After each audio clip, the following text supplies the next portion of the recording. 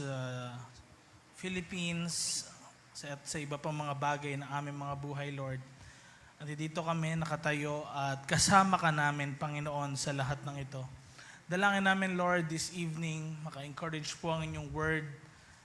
Gabayan niyo po, Panginoon, ang mga salitang maririnig nila na tumimo ito sa kanilang mga puso at hindi manakaw ng kaaway na dyablo, Lord. We believe na iti-take mo kami to the next level, Lord, of our faith, our calling, ministry na pagkakatawag niyo po sa bawat isa sa amin.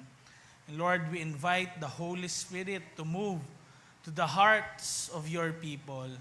We believe, Lord, na sa gabing ito may gagawin ka deep inside our hearts. Babaguhin mo po kami inside out, Lord. In Jesus' mighty name, we pray. Lahat tayo magsabi ng Amen and Amen. Praise God, and ako po ay na-encourage at kayo po ay nandito ngayong gabing ito to pray for our church, pray for the Philippines, and gusto natin, of course, lahat sa atin lumago by faith, lumago sa grace ng Holy Spirit sa ating mga buhay. Hindi dapat tayo manatili kung ano tayo dati, amen? Kailangan nagpa-progress tayo, kailangan lumalago tayo, kailangan nag-i-step tayo to the next level. Sabihin mo nga, next level. Come on, yung merong faith, next level. Amen. Meron po akong babasahin sa inyo sa Exodus chapter 33, verse 15. At ito po yung sabi ni Moses kay Lord when they were about to enter the promised land at nung naglalakbay sila rin ng time na ito. Ang sabi ni Moses kay Lord sa verse 15 ng chapter 33, Then Moses said to him, If your presence does not go with us, do not send us up from here. Pag sinabi pong do not send us up, wag mo kaming papuntahin doon. Pag tinignan niyo po sa mapa, actually, kung saan sila galing sila sa ilalim, papaakyat, at that time, sa lugar ng Israel, or ng promised land na tinatawag. Di pa po Israel yung tawag doon sa land na yon, pero sa Canaan or sa promised land. Now, nagda-transition yung church, or kung ilalapat natin yung church sa buhay ng mga Israelites, from the place of slavery, from the place of yung dating old culture, old nature, to a transition na kung saan napakahirap kasi maraming mga Israelites on their way to the promised land, parang iba yung mindset nila. Ayaw nila na umalis dun sa dati nilang kinasanayan.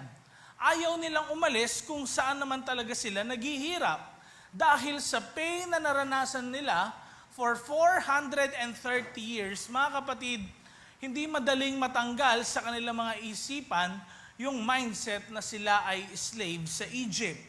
Ganon din naman sa bawat isa sa atin, hindi man tayo slave sa Egypt, pero po pwedeng may dati tayong mga bagay na ginagawa na mahirap mabago sa ating mga isipan at patuloy nating ginagawa yung mga bagay na yun, though may promise si God for more sa ating mga buhay.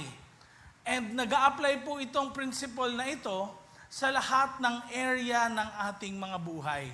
Mga kapatid, ang kailangan natin ay presensya ng Diyos higit sa lahat ng mga pinagdadaanan natin, lalo na sa transition period din natin ng church natin, maging sa gusto natin mangyari sa church, kung tayo ba talaga ay magre-rent ng place sa labas, kailangan muna ang bawat isa sa atin po maging uhaw, maging gutom sa presensya ng ating Panginoong Diyos. Hindi po, alam ko po, yung iba sa inyo, di pa siguro kumakain ng dinner. Maaring gutom na yung ilan sa inyo, tama ba ako? May konti lang na nag-amen, ibig sabihin, busog pa yung iba.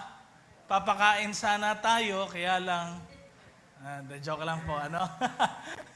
Pero ito ang church pala mga kapatid, next slide please, can survive without many things. Ang iglesia ng Panginoon pwede pong magpatuloy kahit wala ang maraming mga bagay. Pwede daw magpatuloy yung church kahit wala namang musical instruments, kahit walang praise and worship team, kasi nung time na yon, sa lugar po ng Jerusalem, nagtitipon yung mga mananampalataya, tapos wala naman silang drums, wala naman silang guitar, wala naman silang mga iba't ibang mga instrumento, pero nagsasama sila. Wala rin silang aircon at that time, wala rin pong mga malalambot na upuan, wala rin silang TV, wala rin sila ng mga ibang gamit na meron tayo, pero nagpapatuloy ang church at that time. Wala rin po silang pirme o talagang residence ng church building, ganyan, Wala silang ganun, pero nagpapatuloy ang church at that time. Walang telephone, walang cellphone, pero ito yung napansin po natin sa early church, it cannot survive without hunger for God's presence. Ganon din, masasalamin natin ang transition ng church dito sa Book of Acts, kung paano rin sa Book of Exodus chapter 33, napapansin natin na nagkakaroon ng pagbabago sa system ng mga Israelites from Egypt to the Promised Land.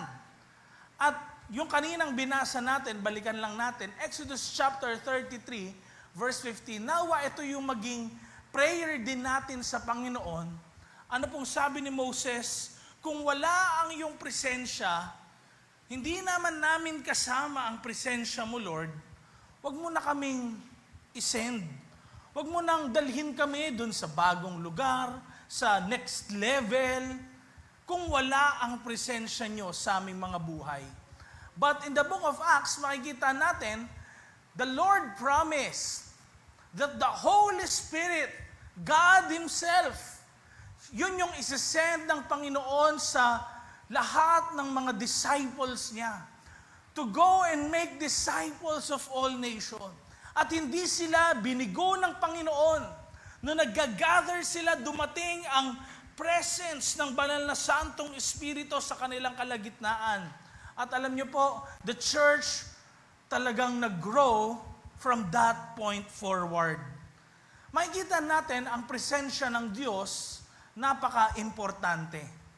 From the Old Testament pa lang, hindi pa revealed si Jesus Christ, pero si Moses, alam niya na ang importansya ng presensya ng Panginoon. Alam niyo po, sabi nila, kapag daw merong mga processes sa church, pag meron daw na de-develop na mga systems, o kahit din naman sa iba't ibang organization, merong mga structure, merong mga processes, kumikilos daw talaga ang Diyos na buhay. Kung makikita na lang natin sa katawan ng isang tao, maraming system sa katawan ng isang tao. At tayo rin naman, mga kapatid, nadidiscover na lang ng mga scientists yung systems ng mundong ginagalawan natin. Di ba? Merong seasons pala, meron palang pag-ikot ng Earth sa Sun, may mga iba't iba palang mga constellations, ganyan. At marami pang mga mathematics, physics na nalalaman, iba't ibang systems, iba't ibang structure. Makikita natin that God is moving all around. Amen ba? And ang kaibahan sa organization sa labas, mga family members mo, ang kaibahan sa mga anak ng Panginoon na nasa simbahan is this. Hindi yung structure na meron tayo, hindi yung organizational processes, but the presence of God. Ang presensya ng Panginoon. Ito yung nagpapakita na talaga tayo'y mga anak ng Diyos. Mga kapatid, Kaya natin kailangan maging hungry and thirsty dahil meron po tayong pag-uusapan na 3 steps para natin maitayo ang tahanan ng Panginoon, ang church na ito, na kung saan hindi natin o hindi tayo iniiwan ng presensya ng Panginoon. Ang kanina muli, binasa natin, pakipakita nga ulit, ang binasa natin sa Exodus chapter 33 verse 15 ay ganito po, sabay-sabay natin basahin. Then Moses said to him, "If your presence does not go with us, do not send us up from here." Mga kapatid, po pwede pala yun na pupunta tayo sa promised land pero baka hindi natin kasama ang presensya ng Panginoon. Na-recognize ni Moses na po pwede pala silang magpalit ng lugar pero hindi na nila kasama ang Diyos na buhay. Just like the father and mother of Jesus Christ sa flesh. Sino po yon? Si Mary at si Joseph. Nakakapagtaka, in the New Testament, may unusual record, mga kapatid, na bata pa lang si Jesus, sinasama si Jesus sa mga feast sa Jerusalem. After ng feast, umalis na si Mary at si Joseph. Actually, akala nila one time, kasama pa rin nila si Jesus. But 2 days after, mga kapatid, 2 araw na nakakalipas. Doon lang nila na-realize na hindi pala nila kasama si Jesus. Anong ginawa nila? Bumalik sila. At nakita nila si Jesus, anong ginagawa niya? Nakikipag-usap sa mga teachers of the law. Nakikipag-usap sa mga scribes at that time. Dito natin makikita, pwede pala yun. Pwedeng ikaw mag-level up in faith, from member to leader, pero wala ang presensya ng Panginoon. Pwedeng mag-grow ang simbahan from 100 to 1,000 na wala ang presensya ng Panginoon. Pwede mo ring mabasa ang Bible from Genesis to Revelation nang wala ang presensya ng Panginoon. Pwede ka makapagpaawit, magampanan mo yung mga ministry na mga responsibilities mo nang wala ang presensya ng Panginoon. At si Moses, alam niya po yun. Kaya ito yung sabi niya kay Lord, Lord, kung yung presensya mo hindi sasama sa amin, wag mo na kaming papuntahin. Kasi baliwala. Parang magiging Egypt lang din yung pupuntahan namin kung hindi namin kasama yung presensya mo. Kasi bakit? Tingnan nyo yung mga Israelites na nga lang, tingin nyo po ba makakasurvive sila sa lugar ng disyerto, walang pagkain, walang kahit anumang mga masasarap na mga pagkain na nandoon. At almost, sabi ng mga scholars, 1 million to 2 million na rin yung mga Israelites doon sa desert na yun. But God supplied ang kanilang mga pangailangan. Nagpaulan si Lord ng mana, ng quail. Di ba? It's a miracle. Amen? All along, dahil bakit? Kasama nila ang presensya ng Diyos. Sabi mo sa katabi mo, kailangan natin ang presensya ng Diyos. Kaya may 3 steps tayo, muli, to build the house. Lahat tayo kasama sa pag-build ng church. Amen? Gusto natin maging stronger yung church natin, talagang wider yung church. Amen? Pero kailangan natin presensya ng Panginoon. Number 1, don't love the blessing more than His presence. Huwag mong mahalin yung pagpapala ng mas higit sa presensya ng Diyos. Medyo mahaba kasi sa Tagalog, di ba? Kaya in-English ko na lang po. Pasensya na, no? Pero tinatagalog ko na lang po sa inyo. Huwag mong mahalin ang pagpapala ng Panginoon ng mas higit sa presensya niya. Dahil, pupwedeng para sa atin, mga kapatid, ang blessing ni Lord ay yung promised land. Ang blessing ni Lord ay yung prophecy sa ating mga buhay. Baka nasabihan ka, gagamitin ka ni Lord sa ganito, sa ganyan. Pwedeng yes, yun yung nasa sa puso mo. Kaya lang, ang akala natin, ang blessing ni Lord ay yung promised land. Nakakalimutan natin, ang blessing ng Panginoon ay yung kasama natin siya. Kung may ganon, bonus na lang actually. Bakit? Kasi alam ni Moses, pupunta kami ng promised land, pero kung wala yung presensya ng Panginoon, wala lang din silbi lahat. May promised land nga, pero yung utak naman namin, baka utak ng slave sa Egypt. May promised land nga, pero baka madaling makuha ng mga kaaway namin. May promised land nga, kaya lang baka hindi naman namin maging Diyos, ang Diyos na nag-supply sa amin sa lugar ng disyerto.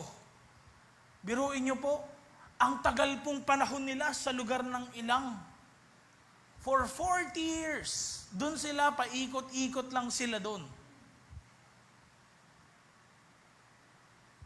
But their blessing, ultimate blessing, tandaan niyo po, hindi naman talaga yung promised land, kundi si God. Amen? Kaya, tingnan niyo po kapag inyong babasahin maigi, yung Bible in the Old Testament, puro mababanggit nila in Jerusalem, nawasak, na gusto nilang mabalik doon. Pero si God, actually, pag tinignan nyo maigi, kahit wala na sila sa promised land, He was still working, kumikilos pa rin ang Diyos sa lugar na kahit hindi promised land. Tulad ng lugar ng Babylon, Persia, kung saan napunta ang mga maraming Israelita. Maraming mga Hudyo nandoon, galing. Pero, eto maganda, kasama pa rin nila ang Panginoon kahit malayo sila sa promised land. Kasi yung greatest blessing na meron ng mga Israelites is not the promised land, but God Himself. Nawa, yun yung maging desire din ng bawat isa sa atin. Pwedeng may promise sa'yo si God na sa heart mo, pwedeng nabanggit ng sino man sa atin dito, leader, pastor, or ni bishop.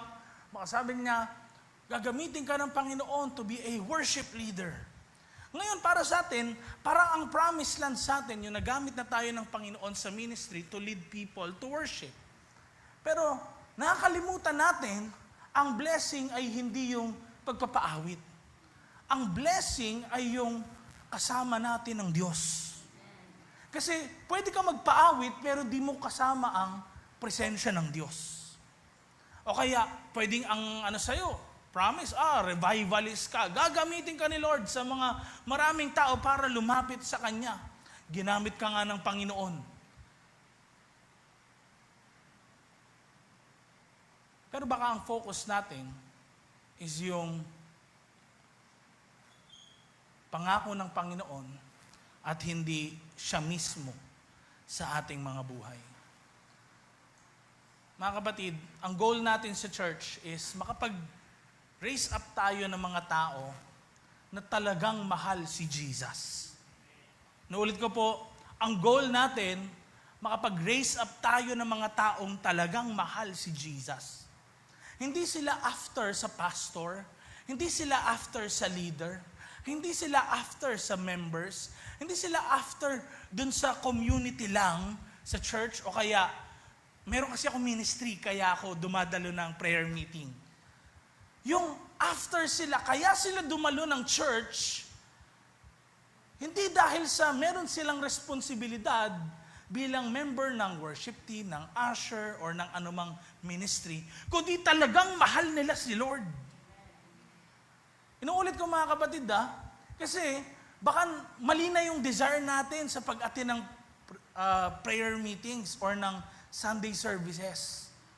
Baka kaya ka dumadalo ng mga services or probably CG meetings din ninyo, baka after tayo sa mga tao. And nagiging after tayo sa kung anong mabe-benefit sa atin.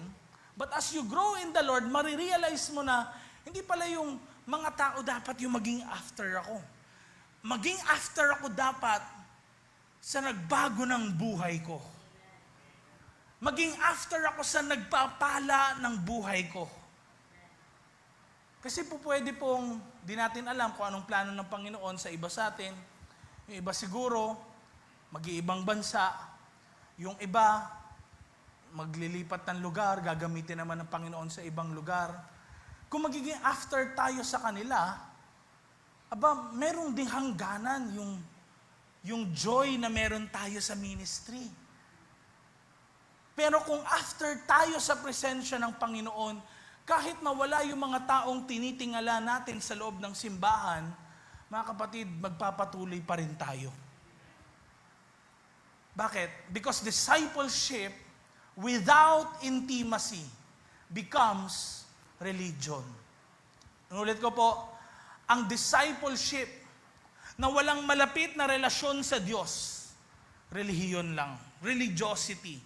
Yung meron kang ine-exercise na practice, pero hindi mo nakikilala ang Diyos na kaharap mo na pala. Alam niyo po, yan yung nangyayari sa Book of Luke, na kung saan sabi ni Luke, nung nakita, nakalimutan ko yung name, sorry. Nung nakita ng isang teacher of the law, actually next week ko ito pipreach, pero bigyan ko kayo ng pahapyaw, nakita ng teacher of the law, si Jesus, na bata pa lang siya, sabi niya, ito yung Son of God. And ang mga Jewish leaders at that time, hinihintay nila talaga ang Panginoong Diyos. Alam niyo po, hindi nakilala ng mga Pharisees si Jesus. Pero may isang tao na nakakilala sa kanya sa Book of Luke. Ganon din sa bawat isa sa atin. Kailangan kilala natin si Jesus. Meron dapat tayong malapit na relasyon sa Diyos. Hindi kilala lang natin siya sa pangalan, hindi dahil sa pino-force ka ng leader mo na magbasa ng Bible, kundi meron ka talagang malapit na relasyon dapat sa Panginoon. Ang kagustuhan ng puso mo, kaya ka dumadalo ng simbahan, ng mga services sa church, dahil gusto mong ma-meet si Jesus sa buhay mo. May experience mo yung touch niya sa iyong puso, sa iyong buhay. At yun yung desire nawa ng bawat isa sa atin mula sa araw na to. Huwag kang papayag na pag dumadalo ka, yung focus mo, ando dun sa mga mamimit mo lang na tao. Maganda yun, kapatid, na meron kang mamimit na mga tao.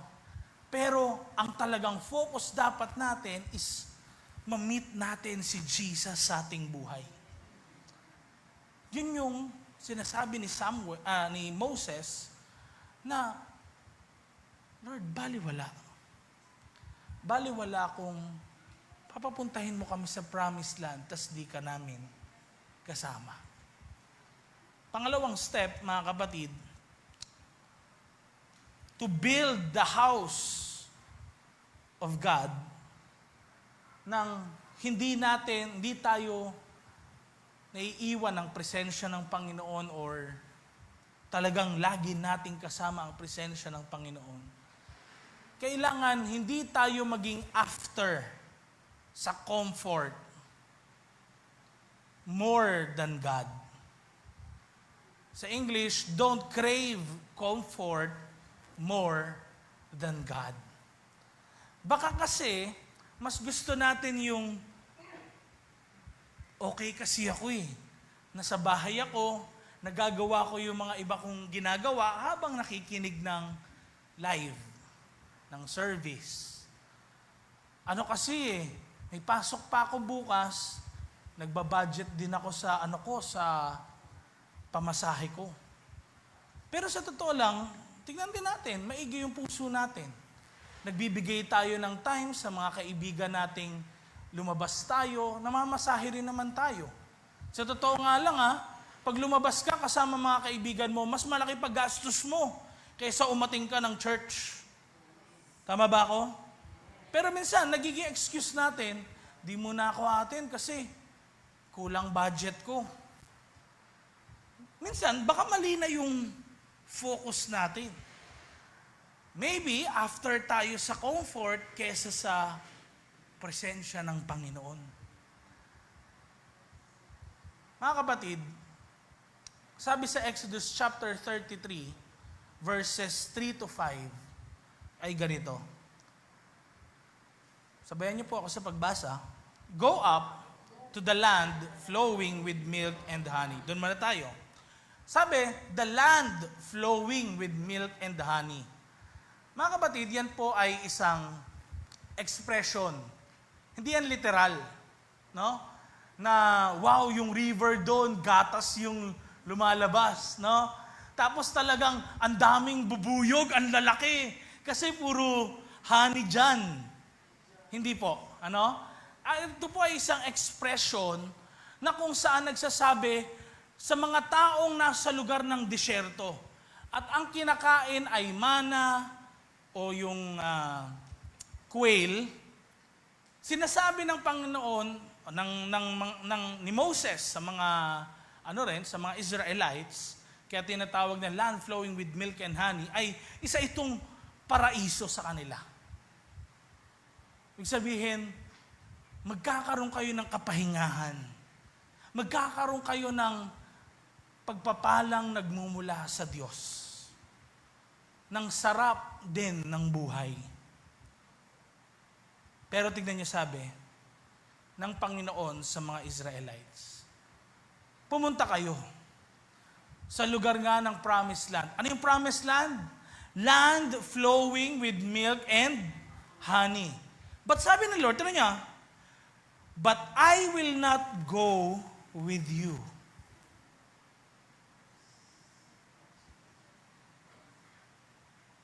Because, ito na sabi, you are stiff-necked people. Ano yung stiff-neck? Yung merong parang nafe-feel sa leeg na hindi lumilingon, no? 'Di ba? Meron ditong parang ugat na napakahirap galawin ng ng leeg mo. Stiff-necked people. Ayaw lumingon pag tinatawag ng Diyos. Ayaw sumunod sa Kanya. Matigas ang puso. Hindi po yan literal na lahat sila may stiff neck. Pag tinawag, po, Lord, ganun lagi, no? Hindi ganun. Isa po yan ulit, expression. Okay? Ngayon sabi tira niya, and I might destroy you on the way. Take note, kung iniisip natin, lagi ang Panginoon, pabor sa atin dahil, wow, Christian kasi ako. Ako with Israel, connected ako. Kung ano yung promise sa kanila, promise din sa akin. Para akala natin, para ang Diyos, wala na siyang karapatang magalit kapag ikaw ay anak niya. Nagkakamali tayo. Tira niya, sabi niya, I might destroy you on the way. Pag sinabing destroy, huwag niyo isipin na literal na naman. Okay? Parang ganito yan, Yung OKC, they destroyed the Spurs 4-1. Nakuha nyo? Hindi naman talaga nila winasak yung Spurs, pero ginamit lang yung word na destroy. Intindihan natin? Okay? Next, ano sabi? When the people heard these distressing words, they began to mourn, and no one put on any ornaments.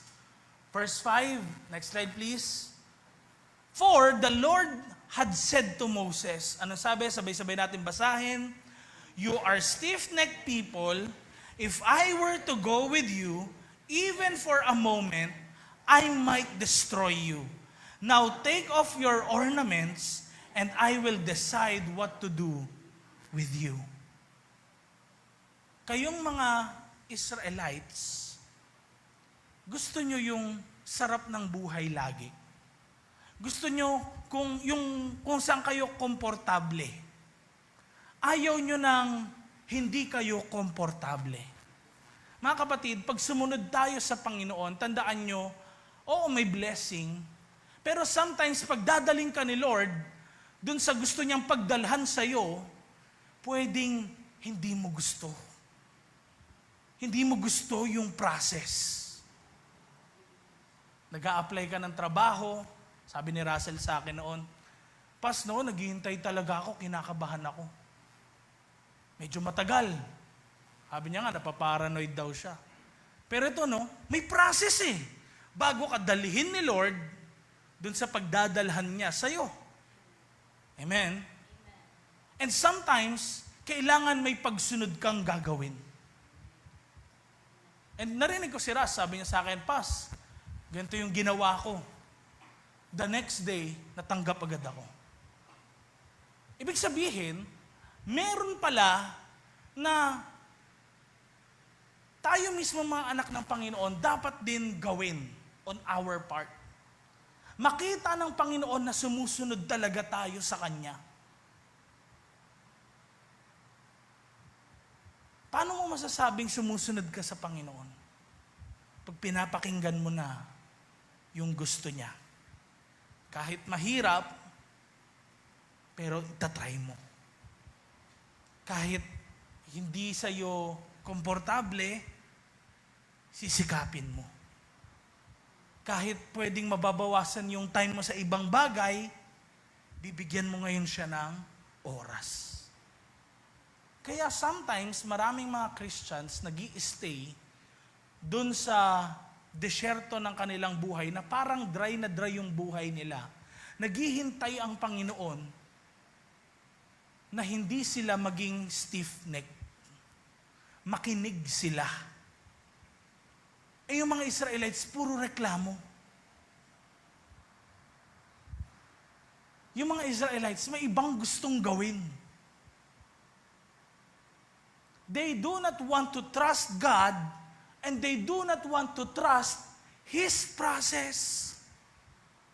Mga kapatid, bago tayo dalhin ni Lord sa libo-libo, may proseso.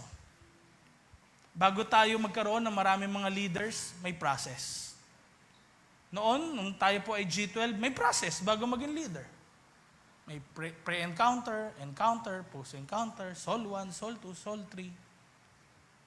Ganon din sa church natin. Ngayon, may process tayo. May B1, may encounter, merong foundational lessons, merong ngayong pinaprepare kami ni Bishop na School of Discipleship. Meron tayong process. And sometimes hindi ka magiging komportable. Sabi mo, eto na naman. Ang hirap naman. Pero part yun ng pagkatawag ng Panginoon sa'yo. Amen? Amen. Ano yung number 1? Pakita nga natin ulit. Don't love the blessing more than His presence. Pangalawa, don't crave comfort more than God. And number 3, last but not the least, don't build the future without hunger. Alam niyo po, ito yung naging message ni Lord sa akin nung kagabi po, minimeditate ko to habang patulog na. Ito sabi ni Lord, na-feel ko sa heart ko, huwag kang gagawa, hahakbang, o mag-iisip ng mga bagay na mangyayari sa future na parang akala mo pag narating mo na yon, tapos na. Kasi bakit? Ang dapat na binibuild natin, yung dapat lagi tayong gutom, hindi sa mga bagay na nakikita natin. Pero ito yung kagutuman sa presensya pa rin ng Diyos. Na Lord, okay, dumating yung time, maraming leaders, maraming pastors, daming members, laki ng church. Mga kapatid, hindi sapat yun. Dahil kailangan may kagutuman ka sa presensya ng Panginoon. Darating yung time, take note, si Moses tatanggalin din ng Panginoon sa buhay mo. Ano ibig ko sabihin? Pwedeng may mga leaders tayo ngayon, wala na, darating yung time na hindi na sila mag-lead, sa sidelines na lang sila, mag-guide na lang sila, or yung iba rin, dahil sa katandaan, kinuha na ng Panginoon, at ikaw rin yung tatawagin ng Panginoon para mag-lead ng mga tao. Pero ang tanong, kung tinatawag ka ng Panginoon na mag-lead ng mga tao kahit ngayon pa lang, dapat i-prepare mo na yung sarili mo, maging uhaw ka, maging gutom ka sa presensya ng Diyos. Maraming mga Christians, wala silang pakialam sa presensya ng Diyos. Ang feeling lang kasi nila, parang nag-church na ako, sapat na yun. Nagbigay na ako ng time kay Lord, okay na yun. Pero more than that, mga kapatid, mapapansin natin yung successor ni Moses, si Joshua, sa Exodus chapter 3, verse 11, kamali po ako sa taas nun, hindi ko napalitan. Exodus chapter 33, verse 11, ang sabi, the Lord would speak to Moses face to face. Wow, mukha sa mukha. Sana all, di ba talagang nakakausap si God ng ganyan? And tinanong sabi as one speaks to a friend. Kung paanong nakikipag-usap ang isang kaibigan, ganun makipag-usap ang Diyos kay Moses. And that is why I believe, mga kapatid, na-meet din ni Moses ang Panginoong Jesus.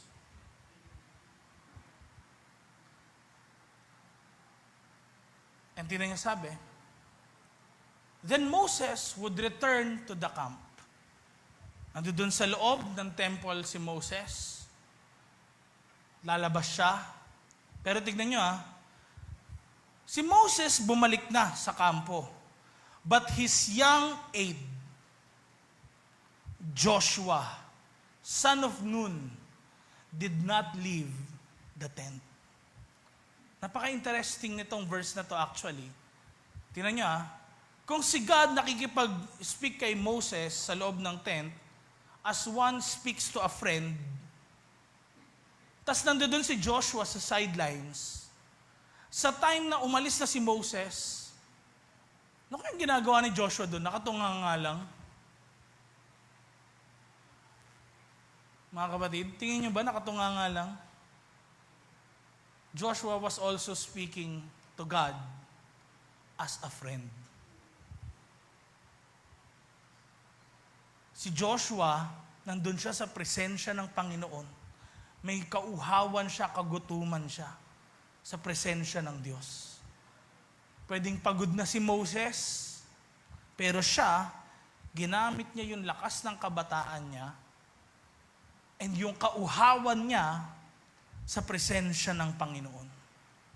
At tignan nyo naman, namatay si Moses, ang pumalit sa kanya, si Joshua.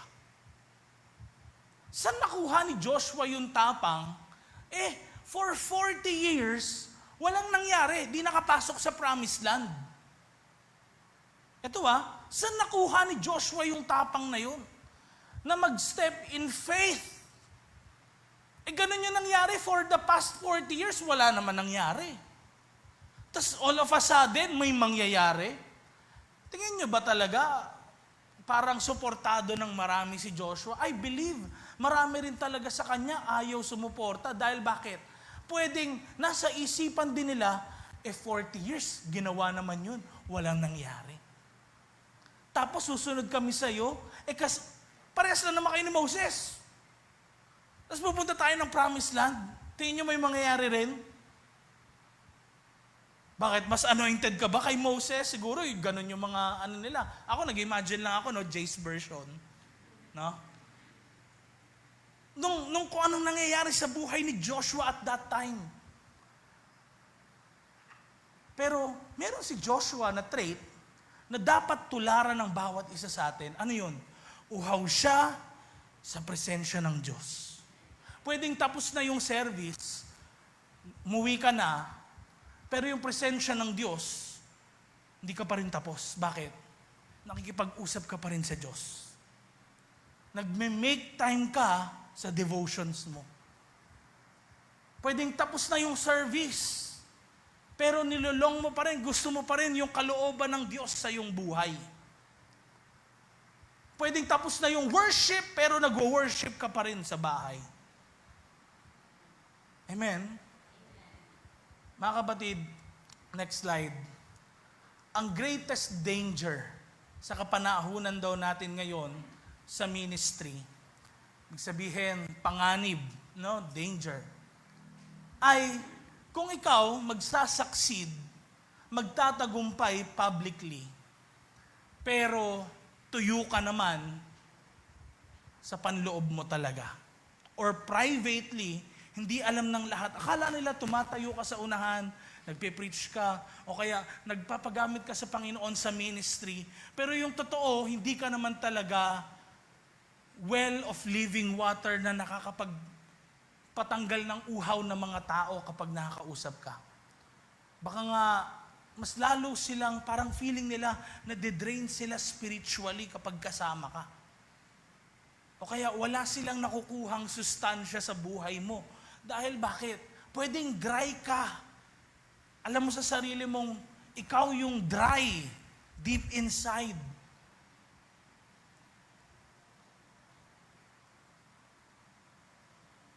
Pwede po tayong matulad sa ilang mga mananampalataya na ginamit ng Panginoon in history.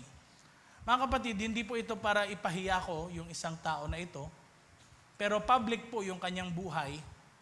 At prayer ko po, nawat siya ay lumapit talaga sa Panginoon at magbagong buhay. Ito po ay nakita ko lang sa Facebook din, sa CBN News. Recently, tapos sinave ko yung article na yun, nakita ko na naman yung yung story na to. Alam ko po na pakinggan na to ng iba noon, pero ito yung New Life Church sa Colorado, Arizona, USA. No? Yung New Life Church po, yung fastest growing church noong 2006 sa Colorado, sa Arizona, USA. From 200 members in just a span, wala pang ilang taon, in just a span of a few months, mga kapatid, alam nyo ba na nag-grow yung church nila into 5,000? After several years, 3 years, 4 years, nag-grow yung church nila from 5,000 to 16,000. Tapos, nag-build sila ng isang tent na church sa Colorado, Arizona. Makikita niyo sa kaliwang part, merong mga grahe dyan, no? Yung tent nasa kanan, tapos yung mga iba't iba nilang mga overflow rooms, mga children ministry dyan sa may isa pang building, training rooms nila doon din. Ang church po niyan, walang iba kundi si Ted Haggard. No? Si Ted Haggard, wag mo na yan. Si Ted Haggard. Si Ted Haggard po ay isang dating Methodist pastor. Tapos, nagplant siya ng church, ng New Life Church sa Colorado.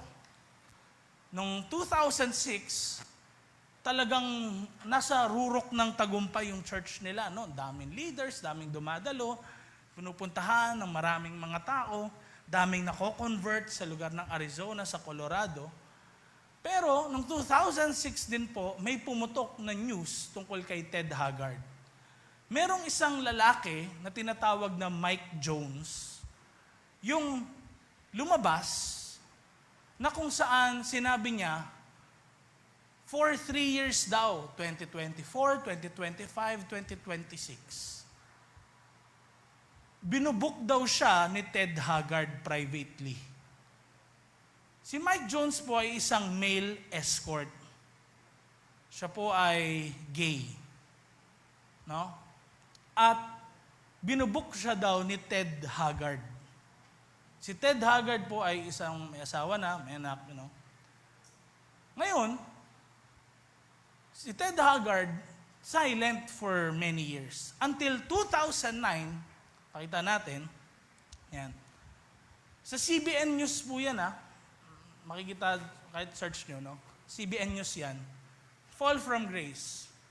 Dati siyang pastor ng New Life Church. Dahil bakit?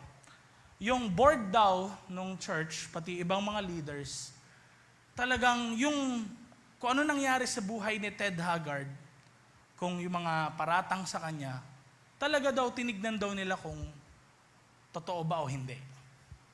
So tinignan nila. Na-found out nila talagang totoo daw talaga lahat. Ngayon, umamin si Ted Haggard. 3 years after nung issue 2006. 2009, yan po, lumabas siya sa interview sa CBN. Tas inamin niya talaga, I deserve kung ano yung nangyari sa akin. Pakumbaba siya, humility, ganyan. And, alam niyo po, iba ng church yung humandle ng New Life Church, yung gateway na. Siya, hindi na siya nakabalik for many years sa pagpapastor. And syempre, may grace ni God. Next slide. Yung St. James Church, na Methodist Church, sa Colorado rin po, kinuha na si Ted Haggard nung panahon ng pandemic. 2022. Ito yung nakita ko sa article. 2022, kinuha siya na pastor. Kaya lang ang problema daw ito, may lumabas na naman na issue. Tapos, nangyari, kung dati, may issue siya dun kay Mike Jones, tapos dinadrugs daw siya ng meth. Eto na naman, 2022, may issue na naman siya na, eto naman, pedophile ng young men. Tapos, drugs din ulit. It is possible pala na pwedeng naghe-head ka ng malaking church, ginagamit ka ni Lord mightily, pinatawad ka, pwede palang ganon. Pero eventually, kung ano yung nasa sa loob mo, lalabas din yan. Pwedeng tago mo ngayon, pero lalabas yan. And ang prayer ko, alam ko naman, hindi natin pwede i-judge yung tao. Amen? Kasi lahat tayo may kanya-kanyang kasalanan. Pero ito, we learn from the mistakes of others. Amen? Marami rin sa Bible, ganyan. Di ba? Imagine nyo, prophet si Jonah, tapos galit na sinave ni Lord yung Nineveh. Di ba? Parang, propeta ka, wala kang compassion. Di ba? Doon mo nakita ko yung Bible as something na totoo kasi ilalagay mo ba yung pangit na area sa buhay mo? But nakikita ko, pwedeng may missing sa buhay natin.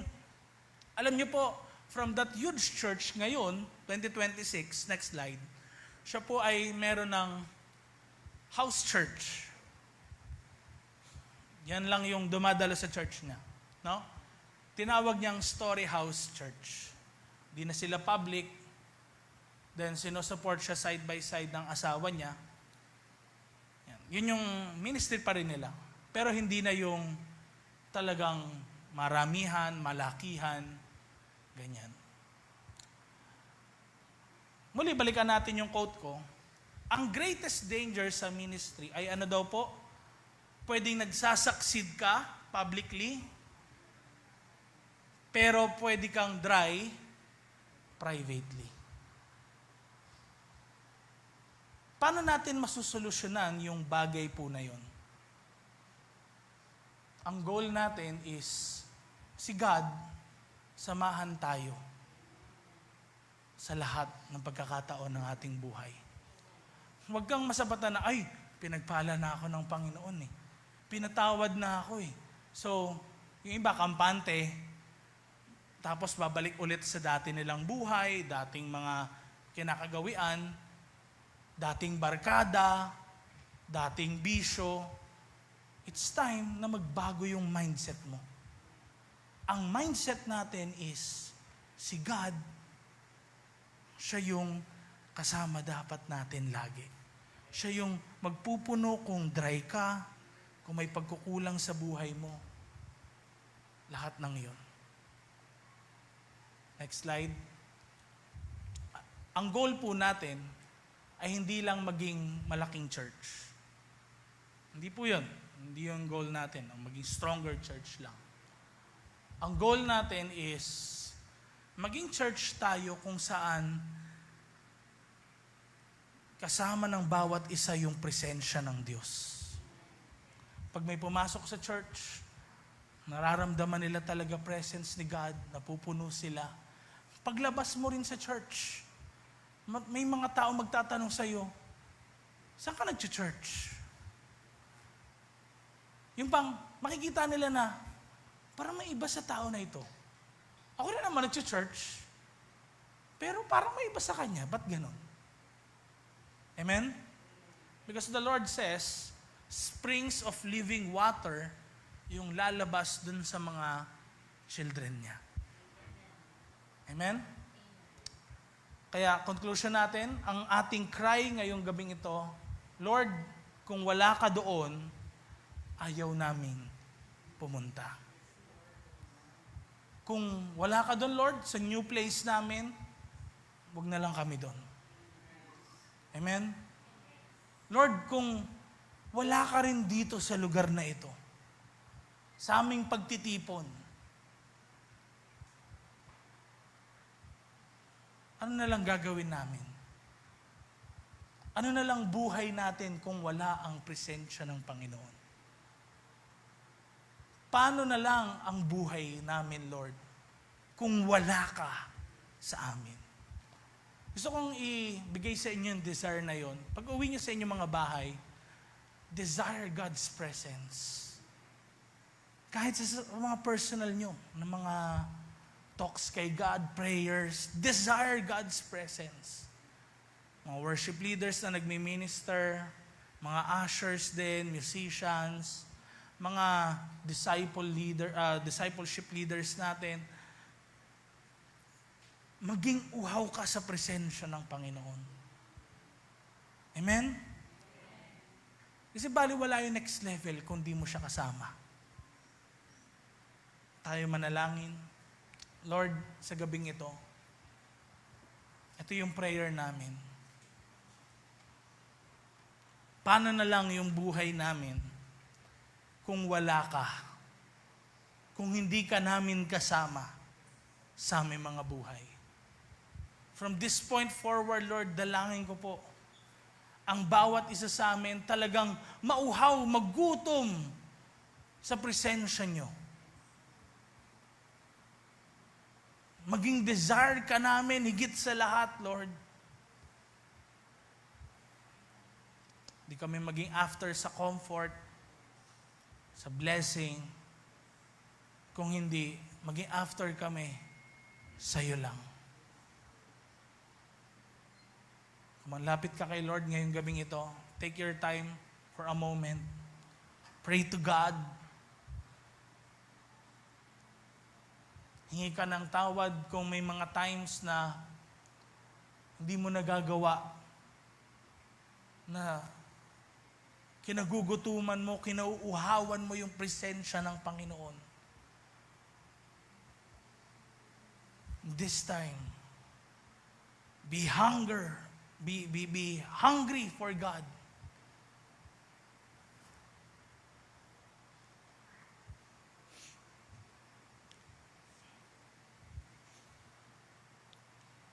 Yes, Lord.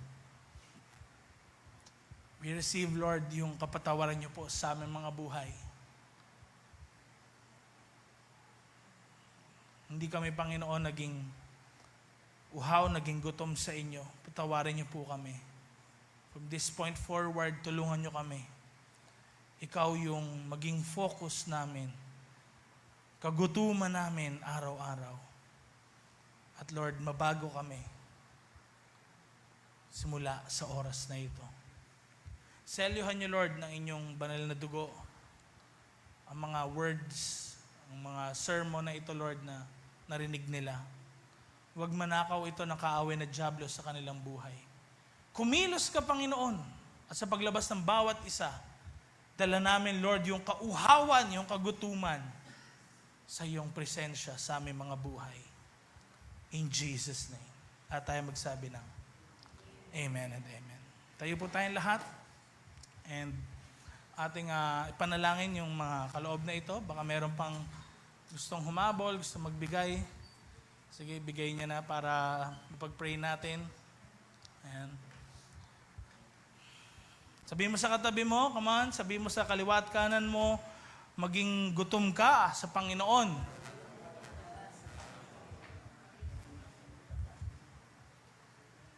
Okay. Unat natin ating mga kamay sa mga kaloob na ito. Lord, pagpalain niyo nawa lahat na nagbigay sa kanila.